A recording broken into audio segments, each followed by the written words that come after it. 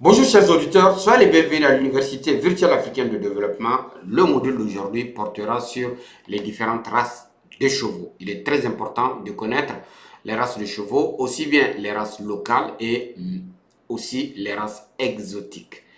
Donc c'est l'occasion de dire un petit bonjour à nos collaborateurs du groupe Pur Sang du Niger, en particulier Gourouza qui fait beaucoup d'efforts pour animer la plateforme, mais aussi et surtout à Mokhtar qui est un grand passionné de l'élevage et qui est confronté de temps à autre à des problèmes comme la recherche du carbésia pour la prise en charge de certaines infections comme la trypanosomose chez le cheval.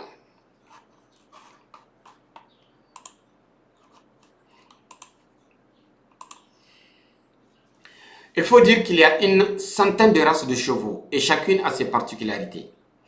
On peut les classer selon leur similitude et c'est ainsi que, en faisant une classification selon la fonction jouée par le cheval, il y a des chevaux de trait. Le plus souvent, ils ont une morphologie puissante et une aptitude à la traction des charges lourdes. Il y a les chevaux de boucherie. Ils sont utilisés le plus souvent pour la production de viande et par conséquent, ils sont abattus. Il y a les chevaux de sport qui sont destinés à la course. Et ça peut être soit du trot, soit du galop, soit de l'endurance. Ils sont aussi utilisés dans les compétitions équestres telles que les sauts d'obstacles, le dressage, le concours, les westerns, dans les films. Il y a des chevaux de selle, tels que des chevaux de loisirs, des chevaux de tourisme. Vous pouvez trouver dans certains pays comme Dubaï ou comme Égypte où vous ferez du tourisme à dos de cheval. Il y a aussi des poneys qui sont reconnaissables par leur petite taille. Ils font le plus souvent environ 1,48 m au garrot et ils sont des chevaux qui sont de petite taille et ils sont très calmes. Ils sont particulièrement utilisés pour l'enseignement, mais aussi pour le jeu chez les enfants. Parlons à présent, pour commencer, des races autochtones. Comme on dit, à tout seigneur, tout honneur. Quels sont les chevaux qu'on rencontre au Niger? Dans le cas de cette présentation, je ferai tout simplement des présentations grâce à des images, car comme on dit, l'image elle est beaucoup plus parlante. Le premier cheval, comme je l'ai dit, c'est le Kanambou. C'est un cheval qui est rencontré le plus souvent dans la zone du lac Tchad. Il est élevé surtout par nos parents Beriberi. C'est un cheval qui est haut sur pattes, mais aussi qui est très longiligne. Et comme vous le voyez, sa longueur elle est impressionnante. Vous pouvez rencontrer aussi le Soudanais. Le Soudanais, par opposition au Kanambou, il est moins long, donc il est plus ramassé. Par contre, c'est un cheval aussi qui a une puissance remarquable. Il y a le cheval arabe barbe. Il est caractérisé par un cou très gracile. Il est à la fois aussi haut sur pattes que long. Et voilà cet exemple avec une robe fauve qui est très sublime. Il y a le cheval d'Angola. Vous pouvez le rencontrer le plus souvent chez nos parents du Zarmaganda. Il est caractérisé le plus souvent par un chanfrein, mais aussi par des balsanes chaussées hautes. Et vous voyez ici, la chaussée, elle est vraiment haute, elle est très belle.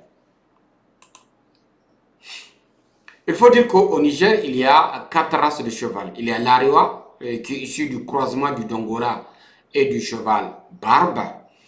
Vous pouvez le rencontrer avec des noms différents, tels que le barbe africain, le bagazam, le kanja, le manga, le germain, le gobir, l'adère. En dehors de cela, il y a l'arewa de course. Il est issu du croisement entre le soudanais et le pur sang. Il y a le cheval arabe barbe, qui est un croisement entre l'arabe et le barbe africain au Maghreb. Et enfin, il y a le dambagazam ou le cheval de l'Aïr, que vous trouverez particulièrement dans l'Aïr comme Agadez, Bilma, pour ne citer que cela.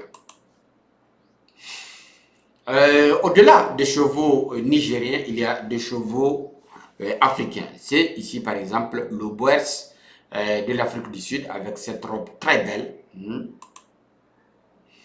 À présent, attaquons-nous aux chevaux exotiques, autrement dit, les chevaux qu'on va rencontrer dans d'autres pays de l'Europe ou des États-Unis. Le premier, c'est le cheval pur sang arabe qu'on rencontre surtout dans le Moyen-Orient. Il est un cheval très gracile avec un cou effilé à son extrémité, une tête qui est moyenne. Et c'est un cheval qui est très prisé, particulièrement dans les courses. Là, nous avons le frison. C'est un cheval massif, imposant, avec une forte ossature et une forte musculature.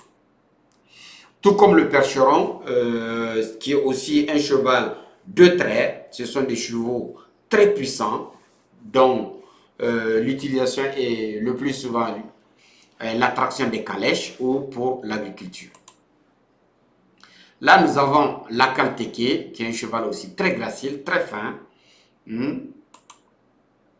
Là, nous avons le Quarter Horse qui est rencontré aux États-Unis. Il a la particularité d'avoir un postérieur massif. C'est comme si ses fessiers superficiels et moyens sont très puissants par rapport aux membres antérieurs. Là, nous avons la salle française. Là, nous avons le pur sang anglais. Comme si il a un peu du sang arabe. Et là, nous avons l'Irish Cob, qui me rappelle des documents tels que Blake, des documents tels que Tex et Wheeler, où vous voyez des Amérindiens sur ce genre de chevaux. Et enfin, il y a le poney, comme je le disais, qui sont des chevaux de très petite taille, qui sont très calmes et qui sont utilisés dans l'enseignement et pour l'éducation des enfants. Donc, voilà ce que j'ai bien voulu partager avec vous dans le cadre des différentes races, aussi bien les races locales que les races exotiques des chevaux. Sur ce, je vous remercie infiniment et je ne cesserai pas de demander au club équestre du Niger de partager ces vidéos à tous les éleveurs de pigeons. Sur ce, je vous remercie et à la prochaine fois.